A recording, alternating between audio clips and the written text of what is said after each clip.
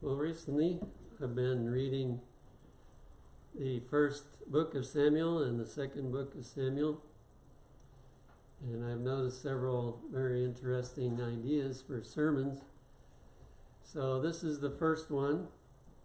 I've entitled it Hannah's Song of Victory. And really, it's not only a song of victory, but it is a prophetic message that God gave to Hannah to share in this beautiful poem or song that she sang. First, just a little background. Hannah suffered quite a bit before God gave her a son who became one of the best leaders of Israel by the name of Samuel. And here's the first one in 1 Samuel 1, verses 5 to 7. Elkanah loved Hannah, so even though he had more than one wife, he loved Hannah the best. Elkanah loved Hannah, but the Lord had shut up her womb. And her adversary, Nina, that's the other wife that was mentioned. I don't know whether he had more than two, but two in the Bible are mentioned. And she wasn't very nice. I'm sure she was jealous because she knew that Hannah was the favorite wife. And her adversary also provoked her sore for to make her fret because the Lord had shut up her womb. You know, when you read the Old Testament, there's no temptation to have more than one wife. It was a miserable existence. I've heard occasionally where in the Arab world that two wives live happily together, but it doesn't seem to happen in the Bible. And yet, it was a widespread practice. If they'd only paid attention to what God gave Adam, one wife. And that's to not say the wives are bad, it's just that it's not made for two. And, they haven't experimented with two husbands much, I guess, but I don't think that would be any better. And as he did so year by year, when she went up to the house of the Lord, so she provoked her, therefore she wept and did not eat. Now, if you read the whole story, which I didn't put it all down, to try to make up for lack of children, he would give her a double portion of food and, show favor to her. But this only sparked more anger and dislike on the part of Peninnah. And so every year when they went up to the sanctuary, she would just poke at her and just irritate her and make fun of her because she didn't have children. And so this was a really heavy burden for Hannah. But that wasn't the only burden she carried. In 1 Samuel 1:8, then said Elkanah her husband to her, Hannah, why weepest thou? Poor Hannah. Husbands don't understand. And so his solution was, and why eatest thou not? And why is thy heart grieved? Am I not better to thee than 10 sons? That's his solution. Don't worry about not having children. I'm more valuable than if you had 10 children. Well, he just doesn't understand the heartache of a mother in those days, especially, that has no child. And so his solution doesn't encourage her at all, doesn't help her. And I suppose he gave that same solution every year, but it didn't help her at all.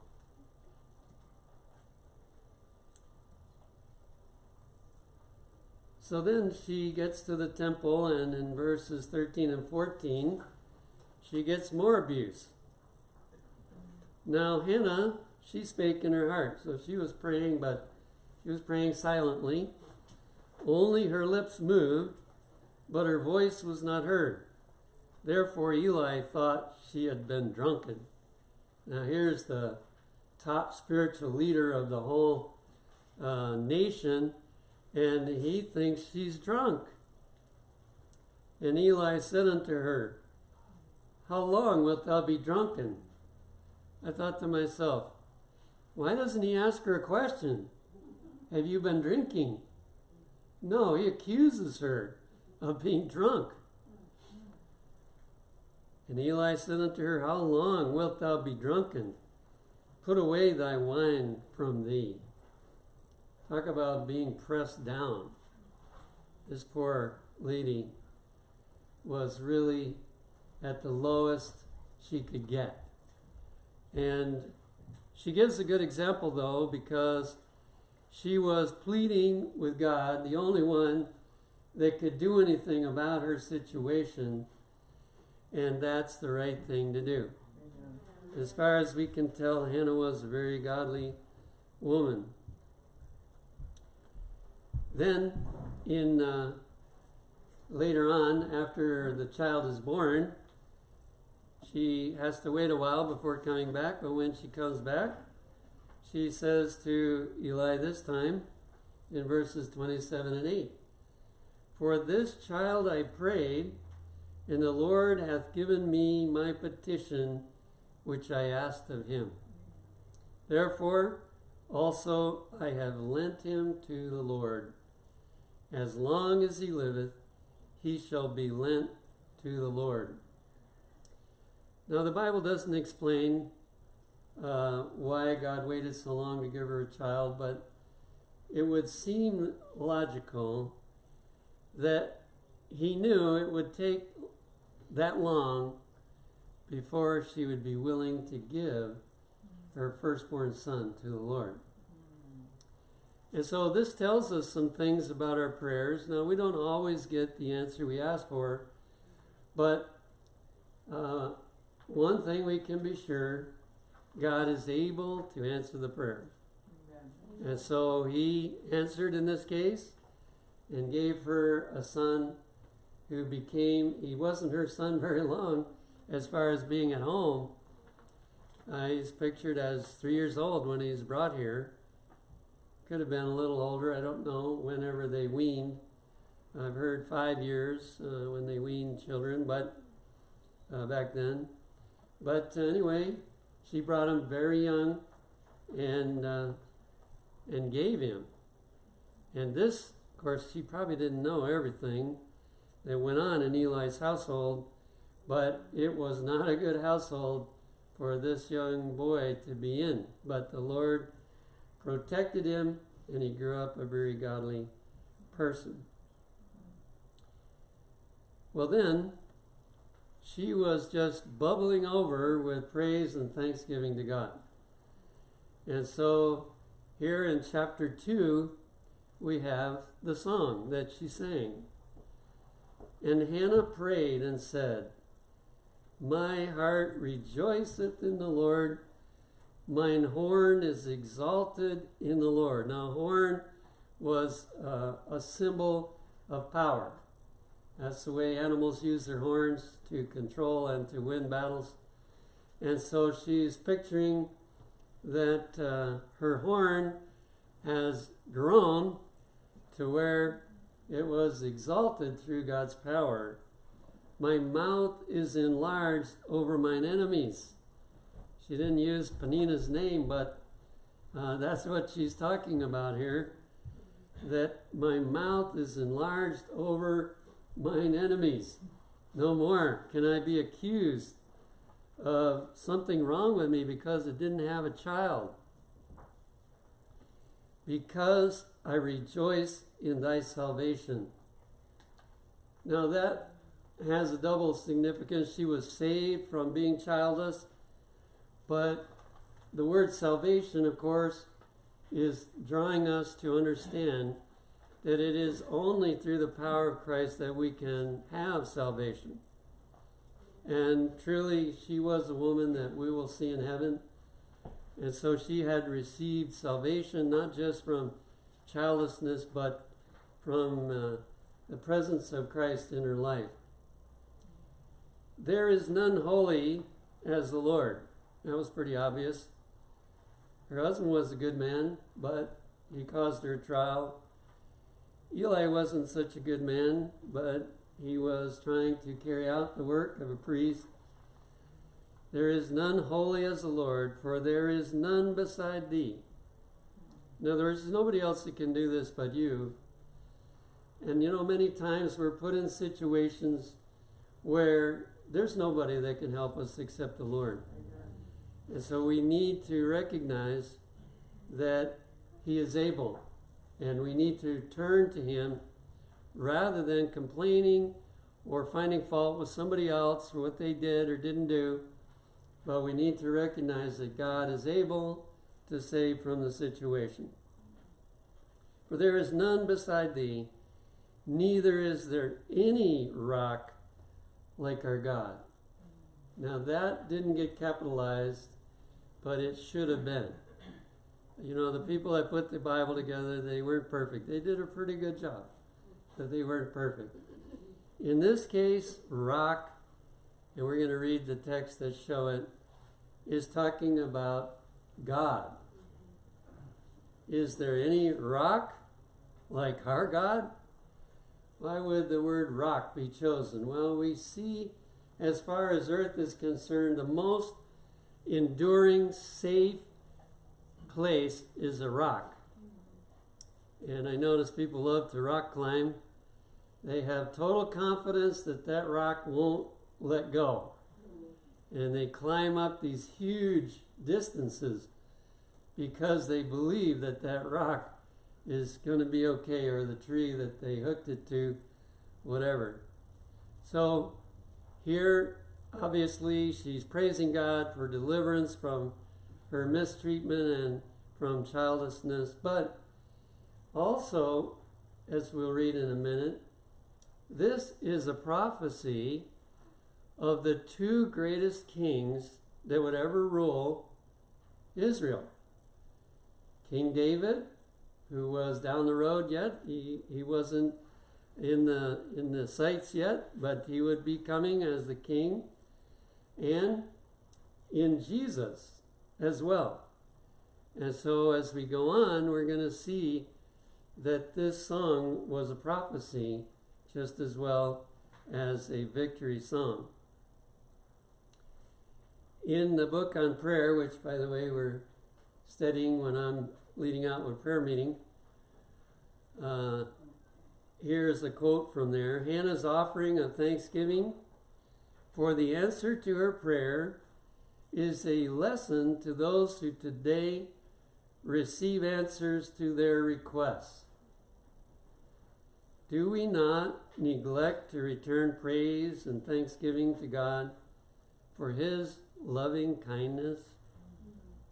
I've been thinking, if I don't forget it, at the next prayer meeting where I lead out, I'm going to ask that the praise list be longer than the request list,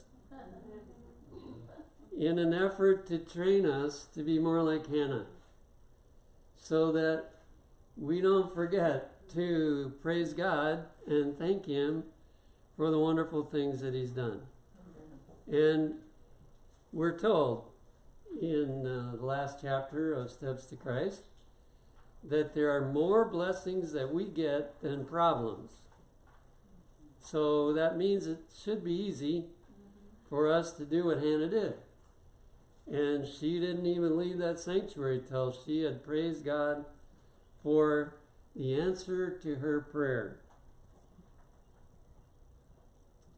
And another one from the same book, God's goodness in hearing and answering our prayer places us under heavy obligation to express our thanksgiving for the favors bestowed upon us.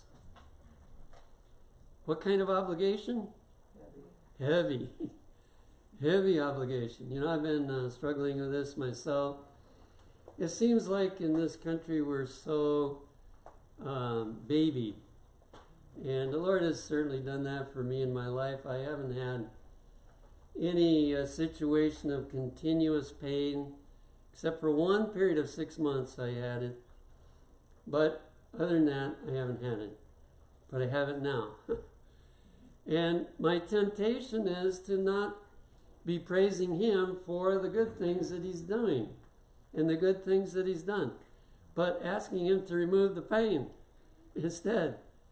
Well, it's okay to ask for the pain to be removed, but we are under heavy obligation to express our thanksgiving for all the favors bestowed upon us, which they are abundantly bestowed.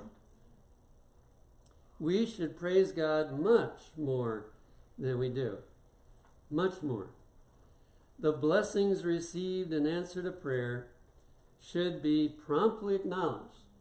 You know, don't let yourself forget the blessing. When it comes, praise right then and thank Him right then. The record of them should be placed in our diary. Now, I've never made a diary, but I can see the value of it, and that way you can go back and you can look at all those things when you're down. The record of them should be placed in our diary, that when we take the book in hand, we may remember the goodness of the Lord and praise His holy name. And there are other places that tell us if we do more praising, we get more answers as well, because God sees that we appreciate when He answers, and therefore He is more likely to help more. Now, in those texts that we read about Hannah's victory song, she extols the perfection of deity. She's not complaining. Well, why did you not give me children for so many years and allow me to be, made fun of by my rival? Why did you do that? No. She said, what you did was perfect. In the character of God are wisdom, purity, truth, goodness, and mercy combined. Immutable and complete. So she didn't say all those words, but that's what she meant when she said that God was perfect. All human holiness is mingled with imperfection. So the best of us that are living the closest to God, we are still mingled with imperfection. All idols of the nations are vain and worthless. They can't do anything for their worshipers, but the rock can do everything for His worshipers.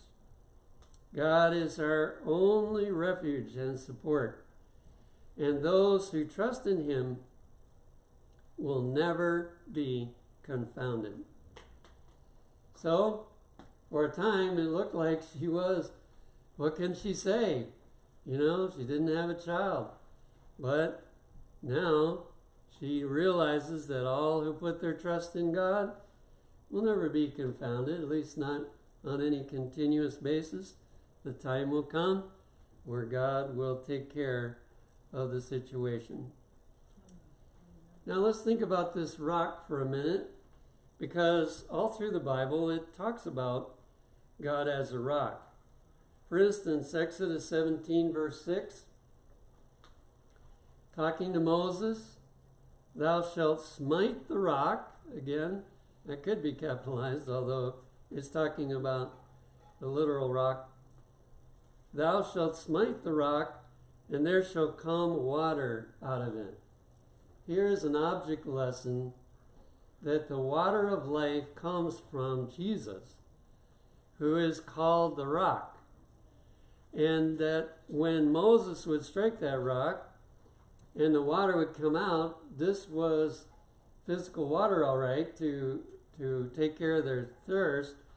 But they were to also be aware, which I don't think too many were, that this rock could feed them spiritually if they would let it. Jesus would, just as he gave them the physical water, he would provide the spiritual nourishment that they needed and the refreshment that was needed. Also, in Deuteronomy 32, verses 3 and 4, there's another song, and it says, I will publish the name of the Lord. Ascribe ye greatness unto our God. He is the rock. His work is perfect. It's almost like Hannah quoted these verses, and maybe she did. He is the rock. His work is perfect. For all his ways are judgment. In other words, he thinks through everything. He does everything exactly right. A God of truth and without iniquity, just and right is he. So even if he sends a problem, it's the best thing that ever happened to us, because he considers everything that he allows to come, and he doesn't make any mistakes at all, and he delivers at the time that's best. Later on in the same song, it says in verse 30 and 31, kind of a sad message. How should one chase 1,000? Now this is talking about Philistines and other enemies of Israel. And it's saying, basically, if you choose not to obey me, then all it will take is one Philistine to chase 1,000 Israelites.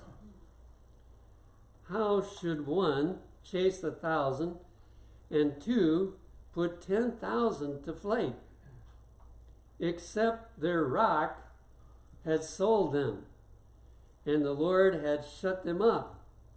For their rock, now he's talking about the heathen again, for their rock is not as our rock, even our enemies themselves being judges. So basically what he's saying here is that their gods can't do anything for them, and even though their gods can't do anything for them, one of them will chase 1,000 of you, and two of them will chase 10,000 of you. And what's the reason? Because your rock had to abandon you.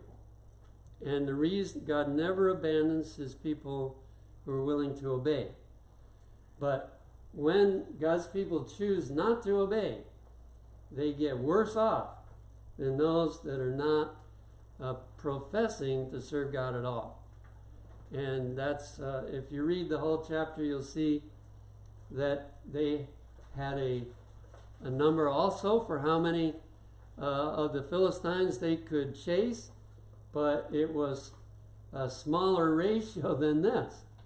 So God's people, when they don't follow him, are worse off than even the non-Christian people.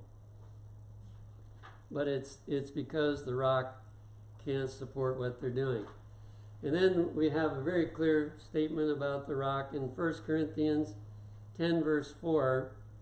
It says, and did all, talking about Israel, and did all drink the same spiritual drink. So he catches the spiritual aspect.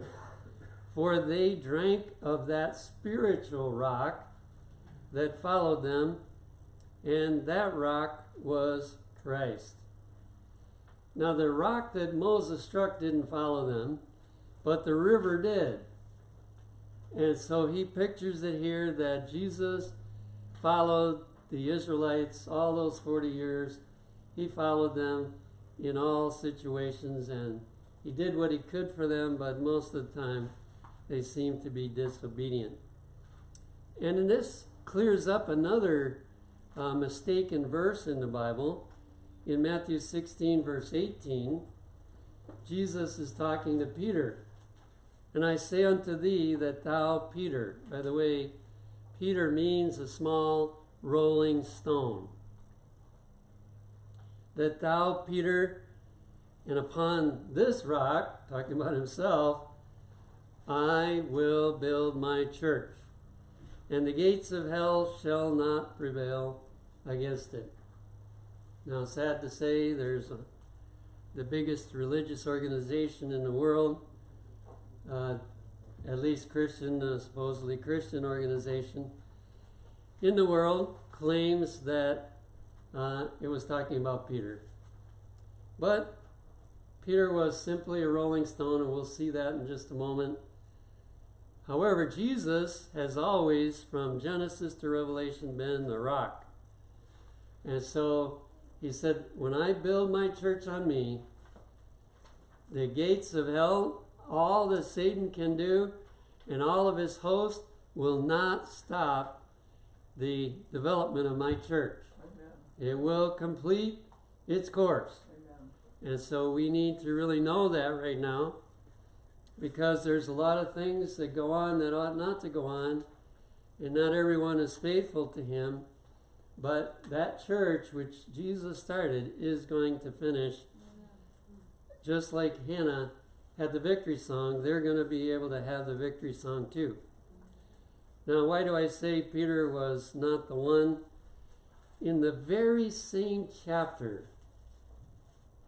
verses 22 and 23, then Peter took him, Jesus talking about, Peter took Jesus, and began to rebuke him, saying, Be it far from thee, Lord, this shall not be unto thee. Jesus was talking about his death. He was trying to prepare their hearts for him dying instead of becoming king. And Peter thought, oh, you're just depressed. You're just discouraged. This is not going to happen to you. But he turned, or Jesus turned, and said to Peter, Get thee behind me, Satan.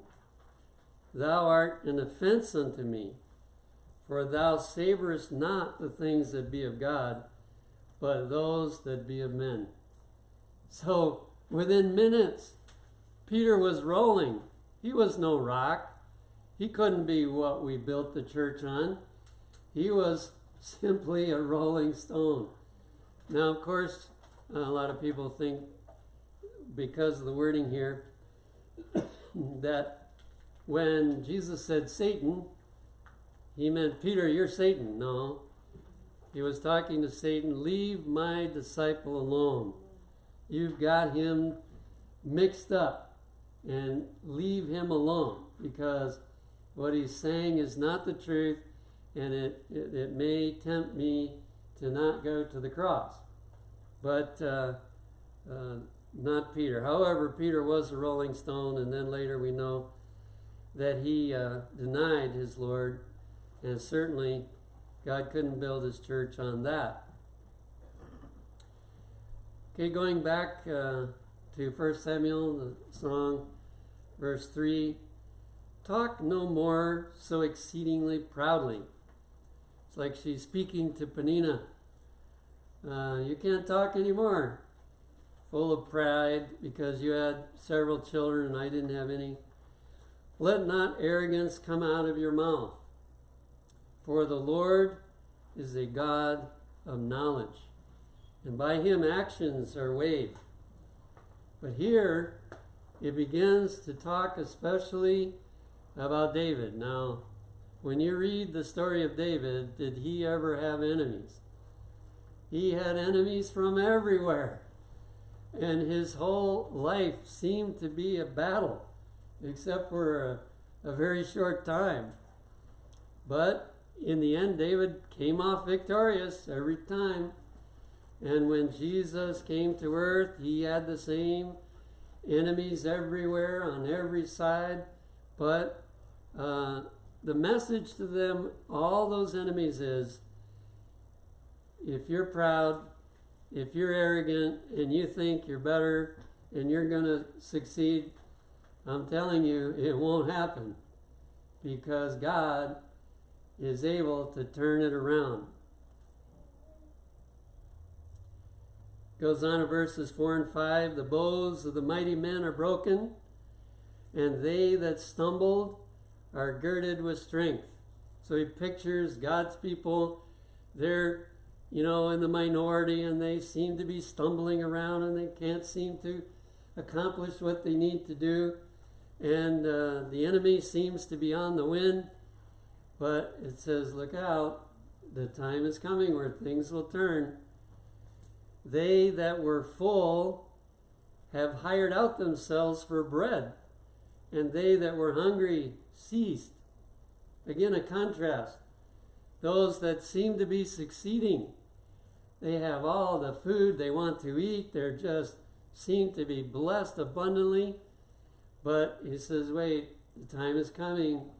You'll be starving, and you'll have to beg for bread, or you'll have to hire yourself so you can earn food or money to buy food.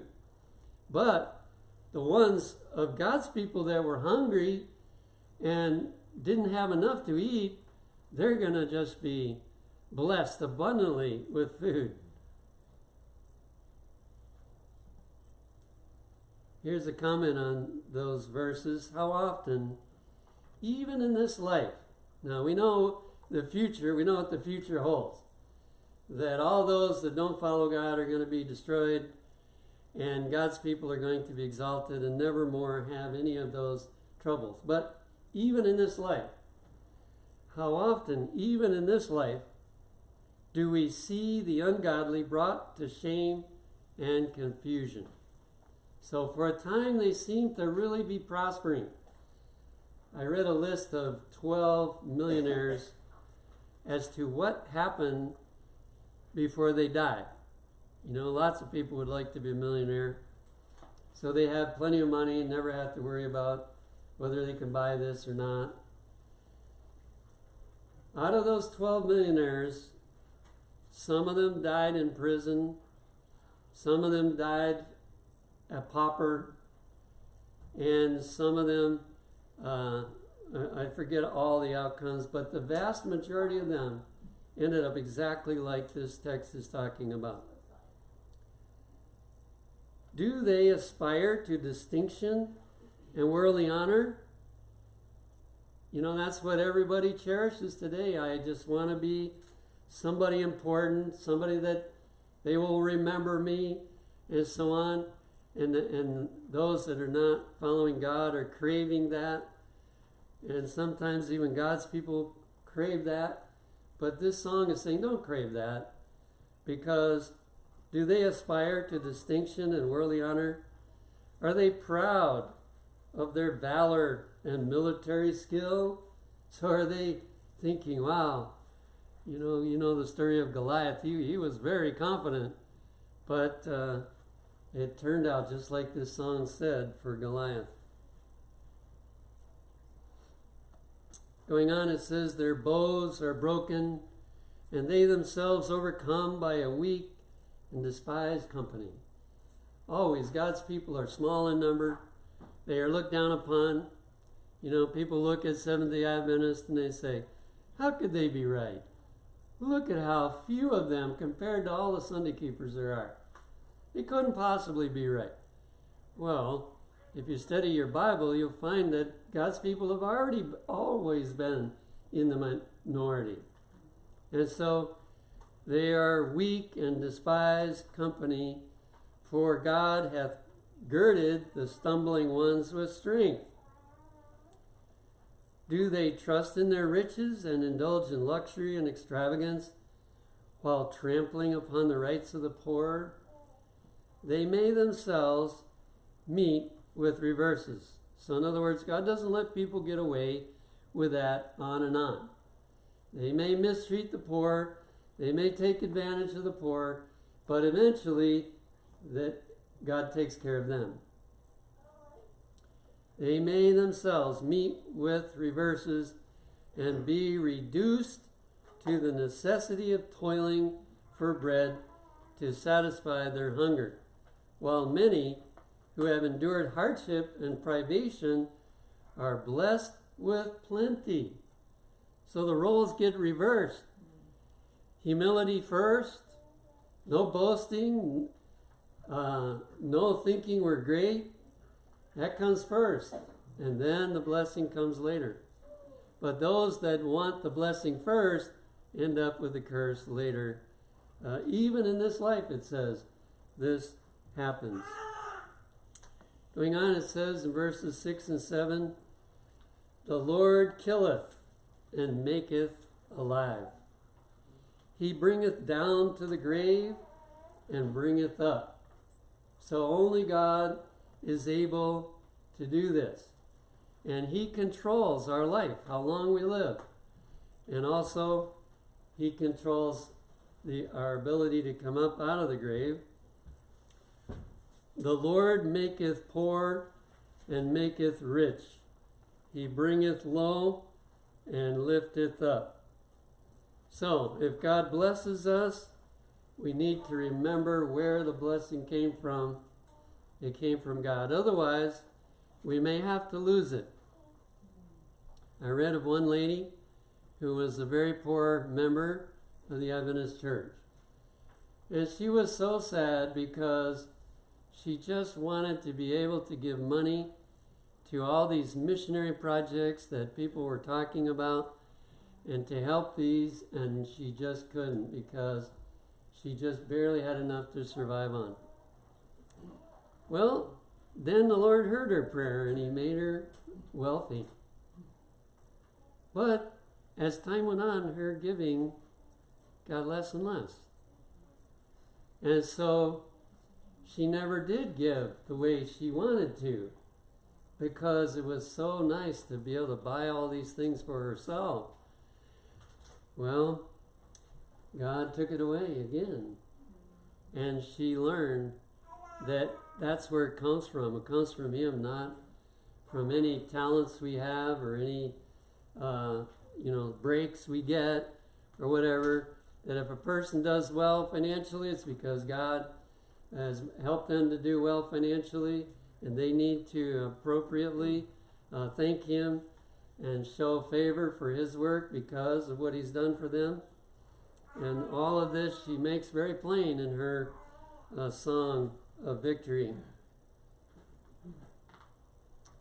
Going on, he raiseth up the poor out of the dust, and lifteth up the beggar from the dunghill, to set him among princes. So the time comes when the one that's been the poorest and had the most trials and difficulties, they get exalted. And to make them inherit the throne of glory, for the pillars of the earth are the Lord's, and he hath set the world upon them. Interesting reference to the creation of this world, that God made pillars. Now, I'm sure they aren't literal pillars, but he has a method of holding the world where it belongs. And he's the only one that can do that. So he's the one we ought to serve. He will keep the feet of his saints, and the wicked shall be silent in darkness. For by strength shall no man prevail. So God will demonstrate through time that I have blessed my saints. They may be able to ridicule, like Penina could ridicule Hannah for a time. But the time came she could no longer do that. And so that's going to happen for every faithful person. The adversaries of the Lord shall be broken to pieces. Out of heaven shall be thunder upon them. Number of times in 1 Samuel and other places, the victory over the enemy took place because of thunder from heaven. And the enemy got so scared they ran.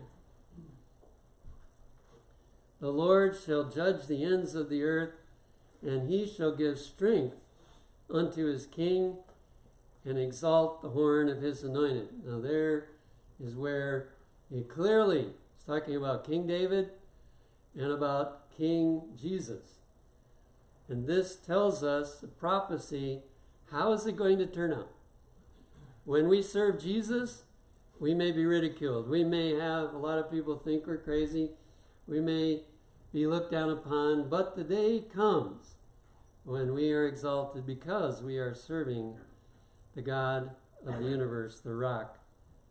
of our salvation. Amen. In another comment, Hannah's words were prophetic, both of David, who should reign as king of Israel, and of Christ, the Messiah, the Lord's anointed. Thus, in a sublime and sacred song, referring first to the proud boastings of an insolent and contentious woman, were ultimately set forth the humiliation of the proud and exaltation of the humble, the destruction of the enemies of God, and the complete and final triumph of his faithful servants. So we see, for a time, David was anointed king, but for years he wasn't king. He was running. And then he got to be king, and for a while things went well. But when he sinned with Bathsheba, then he started running again. And he had enemies on every side after him, and his life was miserable. But in the end, he will be saved, and he was protected from all those attacks against him. In closing, here's one example of another case. 2 Chronicles 14:9. And there came out against them Zerah, the Ethiopian, with an host of 1,300 chariots. So in other words, this Ethiopian leader had 1,000,000 soldiers. And besides 1,000,000 soldiers, he had chariots. In those days, a chariot was like an atomic bomb. They had a tremendous advantage. Well, what did Israel have? In 2 Chronicles 14:8, and Asa had an army of men that bare targets and spears out of Judah, 300,000, and out of Benjamin that bare shields and drew bows, 280,000. All of these were mighty men of valor, but less than half the size of an army, and no chariots. And so, of course, Asa did the right thing. He took it to God in prayer. He trusted the same God that Hannah did in this situation. And in 2 Chronicles 14:11-13, and Asa cried unto the Lord his God and said, Lord, it is nothing with thee to help. Interesting wording. In other words, Lord, you have no problem to solve this, whether with many or with them that have no power. One of my favorite stories is how the victory over the Philistines happened with two people, Jonathan and his armor bearer. And they said the same thing. God can save by many or few. It doesn't matter how many people are faithful. God can deliver with how many ever there are. Help us, O Lord our God, for we rest on thee, and in thy name we go against this multitude. O Lord, thou art our God. Let not man prevail against thee. So the Lord smote the Ethiopians before Asa and before Judah, and the Ethiopians fled, were overthrown, that they could not recover themselves, for they were destroyed before the Lord. One of those incredible victories. Here's an important lesson, though. If we want these kind of victories, and we're willing to be patient enough to wait until it comes, like Hannah was, then this is the solution, how you can have the same victory. 2 Chronicles 15:1-2. And the Spirit of God came upon Azariah, the son of Oded, and he went out to meet Asa, and said unto him, Hear ye me, Asa, and all Judah and Benjamin, the Lord is with you. But there's an if. The Lord is with you while ye be with him. And if ye seek him, he will be found of you. But if ye forsake him, he will forsake you. Now here's a mistake that a lot of people make. They want God to bless their plan. They want God to do what they want him to do. God doesn't promise to do that.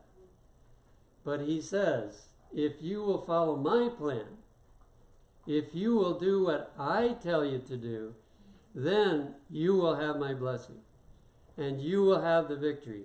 May not be instantly, but it will come. You will have the victory if you will be faithful to what I've said for you to do. So let's not try to get God's blessing on disobedience. It's a waste of effort. It's not going to work anyway. But when we want God to do something for us, we need to make sure we're in the pathway of obedience, because he can only bless obedience. There were many times when Israel wished that he would deliver, but he didn't deliver. He only delivers when we are faithful and obeying what he's asked us to do. So may God help us to have the same spirit that Hannah did, and to anticipate the victory song that we're going to be able to sing. And even now, there's times when we are able to sing a victory song because God did something really wonderful for us.